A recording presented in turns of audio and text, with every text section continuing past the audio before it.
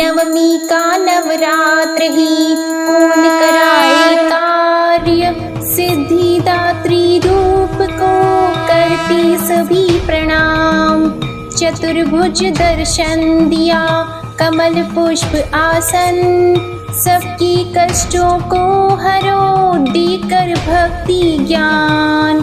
जयंती मंगला काली भद्रकाली कपालिनी, दुर्गा क्षमा शिवा धात्री स्वाहा स्वधा नमोस्तुते। जय माता दी। ओम नमः शिवाय। प्रिय भक्त जनों, आज आषाढ़ गुप्त नवरात्रि की 9वीं तिथि है और आज के दिन महाविद्या माँ मातंगी और माता सिद्धिदात्री की पूजा की जाती है। माँ मातंगी को प्रकृति और वाक शक्ति की देवी माना गया है। मातंगी देवी इंद्रजाल और हर प्रकार के जादू टोने के प्रभाव को भी नष्ट कर देती है। पौराणिक मान्यताओं के अनुसार मातंगी माता को भगवान शिव की शक्ति बताया गया है। मतंग भगवान शिव का नाम है। गृहस्थ जीवन को सुखमय बनाने के लिए और इसके साथ ही मनोवांछित फल की प्राप्ति के लिए महाविद्या मातंगी की पूजा करनी चाहिए। और मातंगी देवी एकमात्र ऐसी देवी हैं जिनका व्रत नहीं रखा जाता और जिन्हें झूठन का प्रसाद अर्पित किया जाता है। मातंगी देवी ही एकमात्र ऐसी देवी हैं जिनकी आपको अपने घर में स्थापना नहीं करनी चाहिए। आप मन में उनका ध्यान कीजिए, लेकिन उनकी प्रकट रूप में पूजा नहीं की जाती। एक बार भगवान श्री हरि और उनकी पत्नी लक्ष्मी जी भगवान शिव और देवी पार्वती से मिलने के लिए उनके निवास स्थान कैलाश पर्वत पर गए। भगवान श्री हरि अपने साथ कुछ खाने की सामग्री भी लेकर गए और उन्होंने वह खाद्य पदार्थ भगवान शिव को भेंट स्वरूप प्रदान कर दिया। भगवान शिव और पार्वती ने उपहार स्वरूप प्राप्त वस्तुओं को खाया और भोजन करते हुए खाने के कुछ अंश नीचे धरती पर गिर गए। उन गिरे हुए भोजन के अंशों में से एक श्याम वर्ण वाली देवी ने जन्म लिया, जो कि मातंगी के नाम से विख्यात हुई। देवी का प्रादुर्भाव क्योंकि धरती पर गिरे हुए उच्छिष्ट भोजन से हुआ था, जिसके परिणाम स्वरूप देवी का संबंध उच्छिष्ट भोजन सामग्रियों से है और इन्हीं वस्तुओं के भोग से देवी की पूजा की जाती है और उन्हें भोग अर्पित किया जाता है। क्योंकि महाविद्या मातंगी का यह स्वरूप माता सरस्वती के समान है, इसलिए इनकी साधना करने से, इनका ध्यान करने से माता सरस्वती की पूजा के समान ही लाभ भी प्राप्त होता है। इससे व्यक्ति की बुद्धि और विद्या का विकास होता है और वाणी भी मधुर बनती है। महाविद्या मातंगी के आशीर्वाद से कला और संगीत के क्षेत्र में उन्नति भी देखने को मिलती है। साथ ही महाविद्या मातंगी की पूजा करने से हर प्रकार के जादू टोने या मोह माया से भी मुक्ति मिल जाती है। महाविद्या मातंगी को उच्चिष्ट चंडालिनी, महापिशाचिनी, सुमुखी, राज मातंगी, वैश्य मातंगी, कर्ण मातंगी आदि नामों से भी जाना जाता है और यह देवी दक्षिण और पश्चिम की देवी मानी जाती है। ऐसा भी माना जाता है कि मतंग ऋषि ने अपनी कठिन तपस्या के द्वारा देवी को कन्या रूप में प्राप्त किया था। कहीं कहीं ऐसी भी मान्यता है कि वन में मातंग ऋषि तपस्या किया करते थे। क्रूर विनाशकारी शक्तियों के दमन के लिए उस स्थान में त्रिपुर सुंदरी के चक्षु से एक तेज निकल पड़ा। तब देवी काली उसी तेज के द्वारा श्याम रूप धारण करके राज मातंगी के रूप में प्रकट हुई और उन्होंने मतंग ऋषि की रक्षा की। महाविद्या मातंगी गहरे नीले रंग या फिर श्याम वर्ण की है। अपने मस्तक पर अर्ध चंद्र धारण करती है। इनके 4 हाथ और 3 नेत्र हैं। माँ कमल के आसन पर विराजित है। लाल वस्त्र, आभूषण और गले में गुंजा की माला धारण करती है। माता के अस्त्र खड्ग, खेटक, पाश और अंकुश हैं और इनके साथ तोता हमेशा रहता है, जो वाणी और वचन का प्रतीक है। महाविद्या मातंगी के बारे में एक और विशेष बात है कि मातंगी देवी को जब झूठन का भोग लगाया जाता है, तब कहते हैं जब देवी पार्वती को चांडाल स्त्रियों द्वारा अपनी झूठन का भोग लगाया गया, तब सभी देवगण और भगवान शिव के भूत आदि गण इसका विरोध करने लगे, लेकिन देवी पार्वती ने चंडालिनी को देखकर मातंगी का रूप धारण किया, उनके द्वारा चढ़ाए गए झूठन को ग्रहण किया। तभी से ऐसी मान्यता है कि मातंगी देवी को झूठन का भोग लगाया जाता है। प्रेम से बोलिए माँ मातंगी की जय। जय माँ दुर्गा। ओम नमः शिवाय। प्रिय भक्त जनों, अब बड़ी ही श्रद्धा और प्रसन्न चित्त मन से माँ सिद्धिदात्री की कथा को सुनिए। एक समय पर जब सृष्टि में अंधकार छा गया था, तब एक दिव्य शक्ति ने जन्म लिया, जो महाशक्ति के अलावा और कोई नहीं थी। देवी शक्ति ने ब्रह्मा, विष्णु और महादेव की त्रिमूर्ति को जन्म दिया और तीनों को संसार के लिए अपने कर्तव्यों को निभाने के लिए अपनी भूमिका समझने की सलाह दी। उनके कहे अनुसार त्रिदेव एक महासागर के किनारे बैठ गए और कई वर्षों तक तपस्या की। तब माँ देवी ने सिद्धिदात्री के रूप में उन्हें दर्शन दिए और तीनों को अपनी शक्तियों के रूप में पत्नियां दी, ताकि वे लोग उनकी मदद से सृष्टि रचना का कारोबार कर सकें और धीरे धीरे सृष्टि में सब कुछ निर्माण हो सके। इस तरह माँ सिद्धिदात्री की कृपा से सृष्टि की रचना, पालन और संहार का कार्य संचालित हुआ। उस समय भगवान शिव ने माता सिद्धिदात्री की कठोर तपस्या करके 8 सिद्धियों को प्राप्त किया था। साथ ही माँ सिद्धिदात्री की कृपा से भगवान शिव का आधा शरीर देवी का हो गया और वे अर्धनारीश्वर कहलाए। माँ दुर्गा का वह अत्यंत ही शक्तिशाली स्वरूप है। इस ब्रह्मांड की शक्ति देवी दुर्गा हैं, जिन्होंने समय समय पर विभिन्न रूप धारण करके प्रकृति और सृष्टि के संरक्षण का कार्यभार संभाला।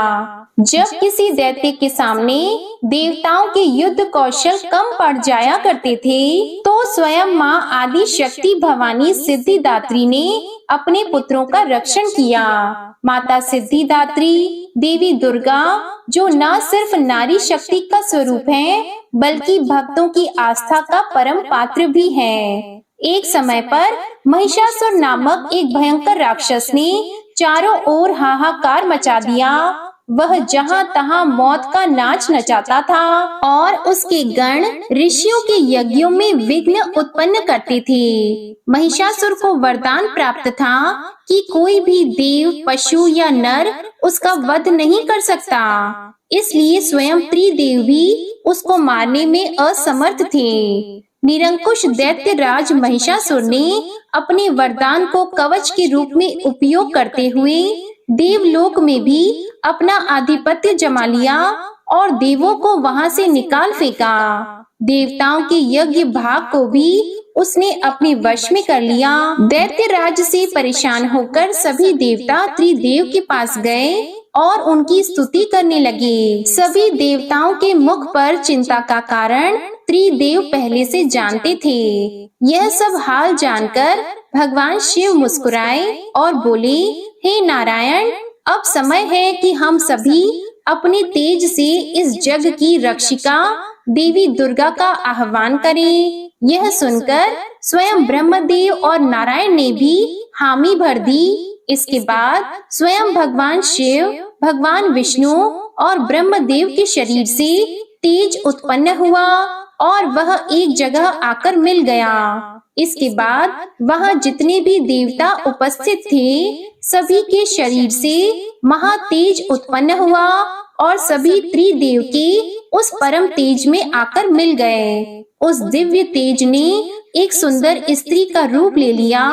महादेव के तेज से माता का मुख हुआ, नारायण के तेज से 8 भुजाएं हुई, ब्रह्मदेव के तेज से चरण पादुकाएं बनी, यमराज के तेज से मस्तक और केश हुए, चंद्रदेव के तेज से माता के स्तन, देवराज के तेज से माता की कमर, वरुण के तेज से जंघाई और इसी तरह से अन्य देवताओं के तेज से माता के अन्य अंग उत्पन्न हुए। सभी ने मिलकर माता को श्रेष्ठ अस्त्र शस्त्र दिए। महादेव ने अपने त्रिशूल से शूल, नारायण ने अपने चक्र से एक दिव्य चक्र, ब्रह्मदेव ने एक दिव्य कमंडलू, देवराज इंद्र ने एक दिव्य और शक्तिशाली वज्र, सागर ने सुंदर रत्नों से सजे आभूषण, कभी मैले न होने वाले वस्त्र और मुकुट दिए। वरुण ने शंख, हिमालय ने माता को सवारी रूप में सिंह, और इसी प्रकार देव शिल्पी विश्वकर्मा ने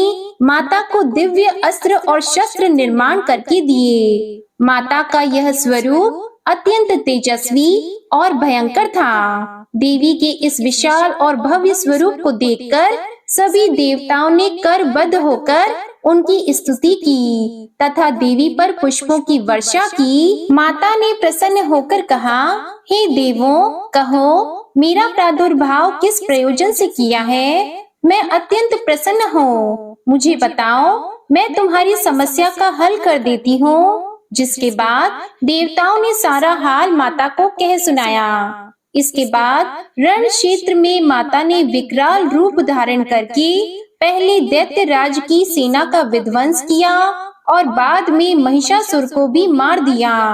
इसी तरह से पूर्व समय में दुर्गम नामक एक महाबली असुर था। उसने भगवान ब्रह्मा की कठोर तपस्या करके अद्भुत वरदान प्राप्त कर लिया। वरदान के प्रभाव से दुर्गमासुर ने वेदों का अपहरण कर लिया, जिससे सारी धार्मिक क्रियाएं और भावनाएं लुप्त हो गईं। दुर्गमासुर ने अहंकार के वश होकर संसार को अपमानित और पीड़ित कर रखा था। घोर अकाल पड़ गया। जीव अन्न और जल के लिए छटपटाने लगे। तीनों लोकों में त्राही त्राही मच गई। सभी देवता भी यह देखकर बहुत डर गए। सभी देवता माँ भवानी के शरण में गए और माता से प्रार्थना करने लगे, हे माँ भवानी, माँ सिद्धिदात्री, आप असुरों का संहार करने वाली हो। आपने शुंभ, निशुंभ, चंड, मुंड, मधु, कैटभ, महिषासुर आदि दैत्यों का वध करके हमारी रक्षा की है। हे माता, आपने हमें आशीर्वाद दिया था कि जब भी हम पर संकट आएगा आप हमारा उद्धार करेंगी। उसी प्रकार से हे भगवती माता, दुर्गमासुर का वध करके हमारी रक्षा कीजिए। देवताओं की विनती से प्रसन्न होकर माँ भगवती ने जल की अनन्य धाराएं प्रवाहित करके चारों ओर जल ही जल प्रवाहित कर दिया। गायों के लिए घास, अन्य जीवों को अन्न जल से तृप्त किया और समस्त संसार की रक्षा करके सुरक्षा चक्र का घेरा बनाकर स्वयं बाहर बैठ गईं। दुर्गमासुर ने यह सब देखकर चिंतित होकर देवी माँ पर असुरों की सेना से आक्रमण करा दिया। तभी सुंदर सलोनी माँ भगवती ने अस्त्र शस्त्र से सुसज्जित होकर विराट रूप धारण करके समस्त असुरों का वध करके त्रिशूल से दुर्गमासुर का वध कर दिया और संसार में धर्म की स्थापना की। दुर्गमासुर का वध करने के कारण माँ भगवती इस संसार में दुर्गा के नाम से विख्यात हुई। माता सिद्धिदात्री कमल पुष्प पर आसीत होती हैं। इनका वाहन सिंह है और माता सिद्धिदात्री 4 भुजाओं वाली हैं। इनकी दाहिनी ओर की भुजा में गदा और दूसरी भुजा में चक्र है। बाईं ओर की भुजा में कमल और शंख हैं और नव दुर्गा में माँ सिद्धिदात्री अंतिम है। अन्य 8 दुर्गाओं की पूजा उपासना शास्त्र विधि विधान के अनुसार करते हुए भक्त जन दुर्गा पूजा नवमी के दिन इनकी उपासना में प्रविष्ट होते हैं और इन सिद्धिदात्री माता की उपासना पूर्ण कर लेने के बाद भक्तों और साधकों की लौकिक परलौकिक सभी प्रकार की कामनाओं की पूर्ति होती है। एक बार प्रेम से बोलिए, जय माँ सिद्धिदात्री, जय माता दुर्गा, ओम नमः शिवाय। प्रिय भक्त जनों, अब आप सुनिए दुर्गा सप्तशती का अध्याय 11। इस अध्याय में देवताओं द्वारा देवी की स्तुति तथा देवी के द्वारा देवताओं को वरदान का वर्णन है। महर्षि मेधा कहते हैं, दैत्य के मारे जाने पर इंद्र आदि देवता अग्नि को आगे करके माँ कात्यायनी देवी की स्तुति करने लगे। उस समय अभीष्ट की प्राप्ति के कारण उनके मुख खिले हुए थे। देवताओं ने कहा, हे शरणागतों के दुख दूर करने वाली देवी, तुम प्रसन्न हो। हे संपूर्ण जगत की माता, तुम प्रसन्न हो। हे विंध्येश्वरी, तुम विश्व की रक्षा करो, क्योंकि तुम इस चर और अचर की ईश्वरी हो। हे देवी, संपूर्ण जगत की आधार रूप हो, क्योंकि तुम पृथ्वी रूप में भी स्थित हो और अत्यंत पराक्रम वाली देवी हो। तुम विष्णु की शक्ति हो और विश्व की बीज परम माया हो, और तुमने ही इस संपूर्ण जगत को मोहित कर रखा है। तुम्हारे प्रसन्न होने पर ही यह पृथ्वी मोक्ष को प्राप्त होती है। हे देवी, संपूर्ण विद्याएं तुम्हारे ही भिन्न भिन्न स्वरूप हैं। इस जगत में जितनी स्त्रियां हैं, वे सब तुम्हारी ही मूर्तियां हैं। एकमात्र तुमने ही इस जगत को व्याप्त कर रखा है। तुम्हारी स्तुति किस प्रकार हो सकती है, क्योंकि तुम परम बुद्धि रूप हो और संपूर्ण प्राणी रूप स्वर्ग और मुक्ति देने वाली हो। अतः इसी रूप में तुम्हारी स्तुति की गई है। तुम्हारी स्तुति के लिए इससे बढ़कर और क्या युक्तियां हो सकती हैं? संपूर्ण जनों के हृदय में बुद्धि रूप होकर निवास करने वाली, स्वर्ग तथा मोक्ष प्रदान करने वाली हे नारायणी देवी, तुमको नमस्कार है, बारंबार नमस्कार है। कला, काष्ठा आदि रूप से अवस्थाओं को परिवर्तन की ओर ले जाने वाली और प्राणियों का अंत करने वाली नारायणी देवी, तुमको नमस्कार है। हे नारायणी, संपूर्ण मंगलों के मंगल रूप वाली हे शिवे, हे संपूर्ण प्रयोजनों को सिद्ध करने वाली हे शरणागत वत्सला, 3 नेत्रों वाली गौरी, तुमको नमस्कार है। सृष्टि, स्थिति तथा संहार की शक्ति भूता सनातनी देवी, गुणों का आधार तथा सर्व सुखमयी नारायणी देवी, तुमको नमस्कार है। हे शरण में आए हुए शरणागतों की दीन दुखियों की रक्षा में तत्पर, संपूर्ण पीड़ाओं को हरने वाली हे नारायणी, तुमको नमस्कार है। हे नारायणी, तुम ब्रह्माणी का रूप धारण करके हंसों से जुते हुए विमान पर बैठती हो तथा कुश से अभिमंत्रित जल छिड़कती रहती हो, तुम्हें नमस्कार है। माहेश्वरी रूप से त्रिशूल, चंद्रमा और सर्पों को धारण करने वाली हे महावृषभ वाहन वाली नारायणी, तुम्हें नमस्कार है। दाढ़ों के कारण विकराल मुख वाली, मुंड माला से विभूषित मुंड मर्दिनी चामुंडा रूपा नारायणी, तुम्हें नमस्कार है। हे लक्ष्मी, लज्जा, महाविद्या, श्रद्धा, पुष्टि, स्वधा, ध्रुवा, महारात्रि तथा महाविद्या रूपा नारायणी, तुम्हें नमस्कार है। हे मेधा, सरस्वती, सर्वोत्कृष्ट ऐश्वर्य रूपिणी पार्वती, महाकाली, नियंता तथा ईश रूपिणी नारायणी, तुम्हें बारंबार नमस्कार है। हे सर्वस्वरूप, सर्वेश्वरी, सर्वशक्ति युक्त देवी, हमारे भय से रक्षा करो, तुम्हें नमस्कार है। हे कात्यायनी, 3 नेत्रों से भूषित यह तेरा सौम्य मुख सब तरह के डरों से हमारी रक्षा करे, तुम्हें नमस्कार है। हे भद्रकाली, ज्वालाओं के समान भयंकर, अति उग्र एवं संपूर्ण असुरों को नष्ट करने वाला तुम्हारा त्रिशूल हमें भय से बचाए, तुम्हें नमस्कार है। हे देवी, जो अपने शब्द से इस जगत को पूरित करके दैत्यों के तेज को नष्ट करता है, वह आपका घंटा इस प्रकार हमारी रक्षा करे जैसे कि माता अपने पुत्रों की रक्षा करती है। हे चंडिके, असुरों के रक्त और चर्बी से चर्चित जो आपकी तलवार है, वह हमारा मंगल करे, हम तुमको नमस्कार करते हैं। हे देवी, तुम जब प्रसन्न होती हो तो संपूर्ण रोगों को नष्ट कर देती हो, और जब रुष्ट हो जाती हो तो संपूर्ण वांछित कामनाओं को नष्ट कर देती हो, और जो मनुष्य तुम्हारी शरण में जाते हैं उन पर कभी विपत्ति नहीं आती, बल्कि तुम्हारी शरण में गए हुए मनुष्य दूसरों को आश्रय देने योग्य हो जाते हैं। अनेक रूपों से बहुत प्रकार की मूर्तियों को धारण करके इन धर्मद्रोही असुरों का तुमने संहार किया है, वह तुम्हारे सिवा कौन कर सकता था। 14 विद्याएं, 6 शास्त्र और 4 वेद तुम्हारे ही प्रकाश से प्रकाशित हैं, उनमें तुम्हारा ही वर्णन है। और जहाँ राक्षस, विषैले सर्प, शत्रुगण है, वहाँ और समुद्र के बीच में भी तुम साथ रहकर इस विश्व की रक्षा करती हो। तुम्हें नमस्कार है। हे विश्वेश्वरी, तुम विश्व का पालन करने वाली विश्व रूपा हो, इसलिए संपूर्ण जगत को धारण करती हो। इसलिए ब्रह्मा विष्णु महेश की भी वंदनीय हो। जो भक्ति पूर्वक तुमको नमस्कार करते हैं वह विश्व को आश्रय देने वाले बन जाते हैं। हे देवी, तुम प्रसन्न हो और असुरों को मारकर जिस प्रकार हमारी रक्षा की है, ऐसे ही हमारे शत्रुओं से सदा हमारी रक्षा करती रहो। संपूर्ण जगत के पाप नष्ट कर दो और पापों तथा उनके फल स्वरूप होने वाली महामारी आदि बड़े बड़े उपद्रवों को शीघ्र ही दूर कर दो।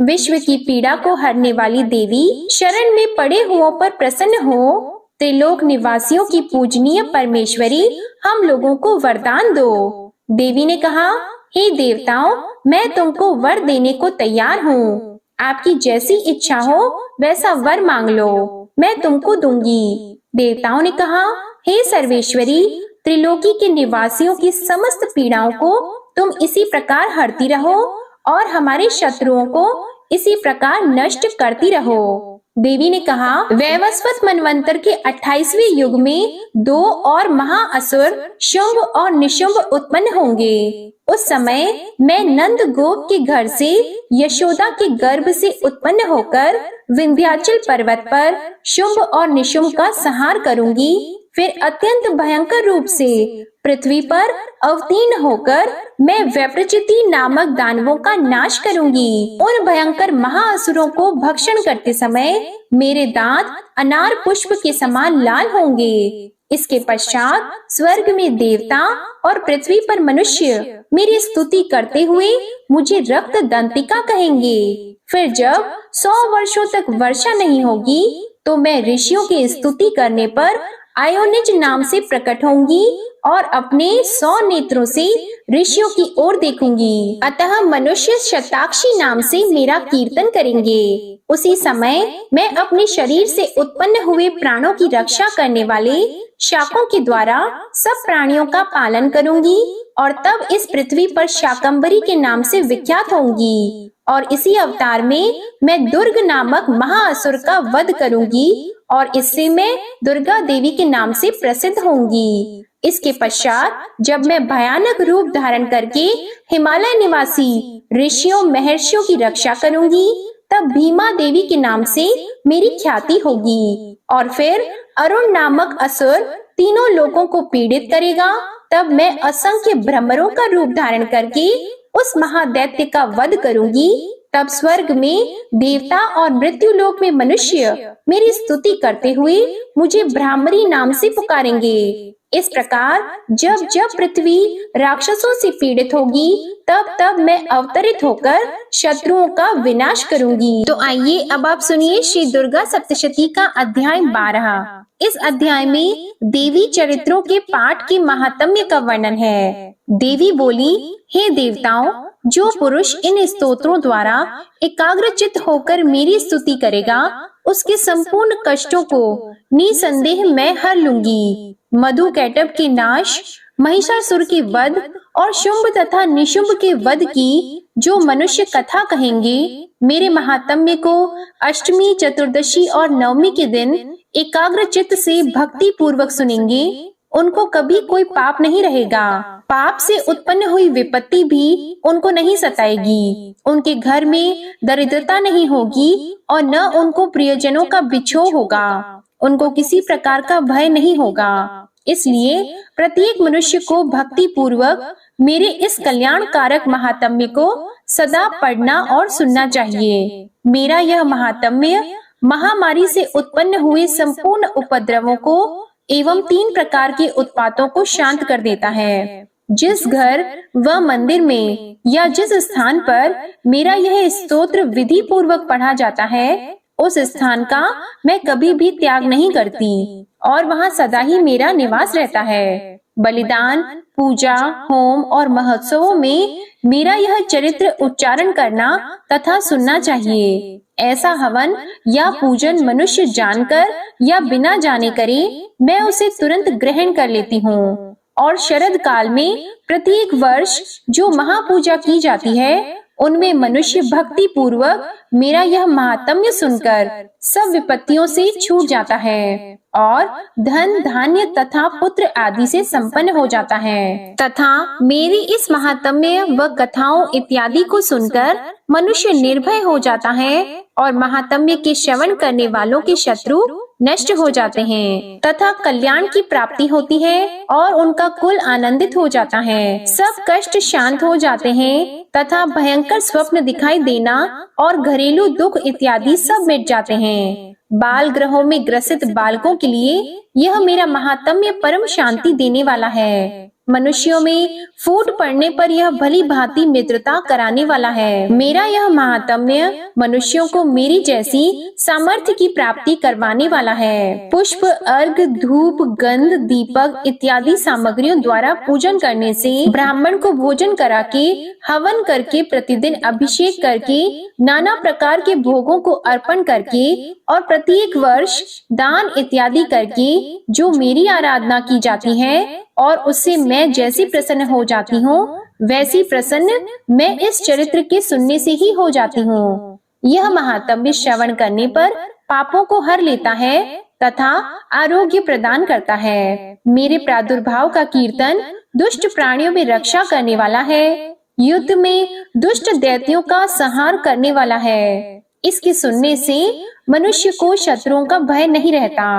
हे देवताओं, तुमने जो मेरी स्तुति की है अथवा ब्रह्मा जी ने जो मेरी स्तुति की है वह मनुष्यों को कल्याणमयी बुद्धि प्रदान करने वाली है। वन में सोने मार्ग में अथवा दावानल से घिरे जाने पर, वन में चोरी से घिरा हुआ या शत्रुओं द्वारा पकड़ा हुआ, जंगल में सिंहों से, व्याघ्रों से या जंगली हाथियों द्वारा पीछा किया हुआ, राजा के क्रोधित हो जाने पर मारे जाने के भय से, समुद्र में नाव के डगमगाने पर, भयंकर युद्ध में फंसा होने पर, किसी भी प्रकार की पीड़ा से पीड़ित, घोर बाधाओं से दुखी हुआ मनुष्य मेरे इस चरित्र को स्मरण करने से संकट से मुक्त हो जाता है। मेरे प्रभाव से सिंह, चोर या शत्रु इत्यादि दूर भाग जाते हैं और पास नहीं आते। महर्षि ने कहा, प्रचंड पराक्रम वाली भगवती चंडिका यों कहने के पश्चात सब देवताओं के देखते ही देखते अंतर्ध्यान हो गयीं और संपूर्ण देवता अपने शत्रुओं के मारे जाने पर पहले की तरह यज्ञ भाग का उपभोग करने लगे और उनको अपने अधिकार फिर से प्राप्त हो गए तथा युद्ध में देवताओं के शत्रुओं शुंभ व निशुंभ के देवी के हाथों मारे जाने पर बाकी बचे हुए राक्षस पाताल को चले गए। हे राजन, इस प्रकार भगवती अंबिका नित्य होती हुई भी बार बार प्रकट होकर इस जगत का पालन करती है, इसको मोहित करती है, जन्म देती है और प्रार्थना करने पर समृद्धि प्रदान करती है। हे राजन, भगवती ही महाप्रलय के समय महामारी का रूप धारण करती है और वही संपूर्ण ब्रह्मांड में व्याप्त है और वही भगवती समय समय पर महाकाली तथा महामारी का रूप बनाती है और स्वयं अजन्मा होती हुई भी सृष्टि के रूप में प्रकट होती है। वह सनातनी देवी प्राणियों का पालन करती है और वही मनुष्य के अभ्युदय के समय घर में लक्ष्मी का रूप बनाकर स्थित हो जाती है तथा अभाव के समय दरिद्रता बनकर विनाश का कारण बन जाती है। पुष्प, धूप और गंध आदि से पूजन करके उसकी स्तुति करने से वह धन एवं पुत्र देती है और धर्म में शुभ बुद्धि प्रदान करती है। अध्याय 12 समाप्त। अध्याय 13 प्रारंभ। इस अध्याय में राजा सुरथ और वैश्य को देवी के वरदान का वर्णन।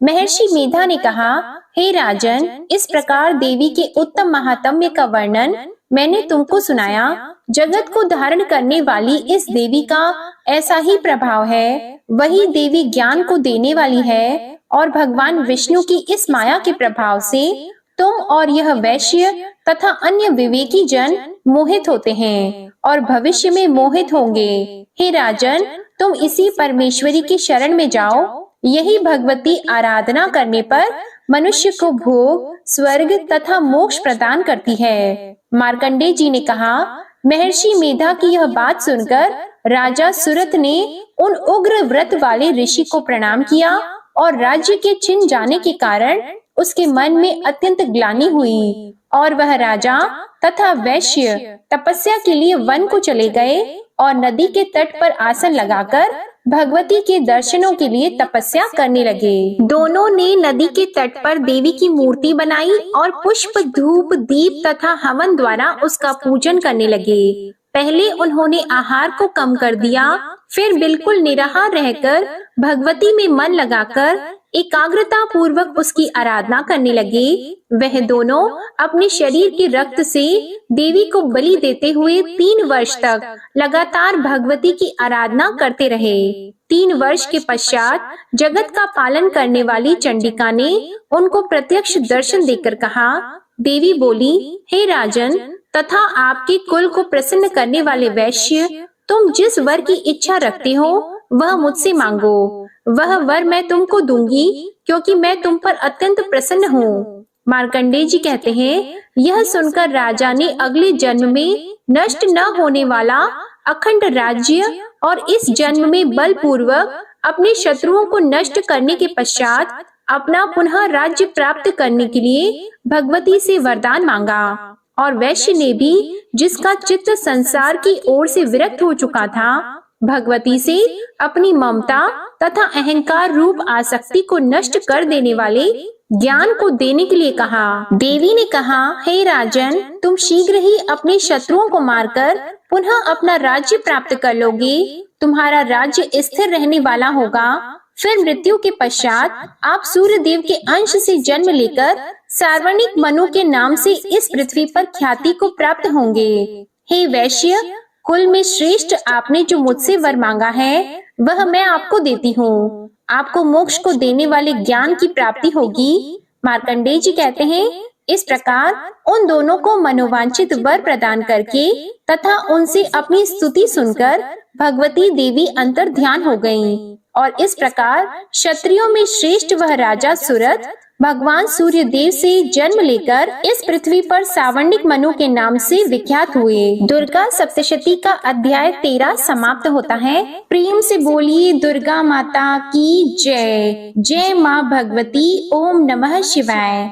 आपको आज की कथा पसंद आई हो तो वीडियो को लाइक कीजिएगा, शेयर कीजिएगा, चैनल को सब्सक्राइब कीजिएगा और कमेंट में माँ दुर्गा की जय जरूर लिखिएगा। जय माता दी।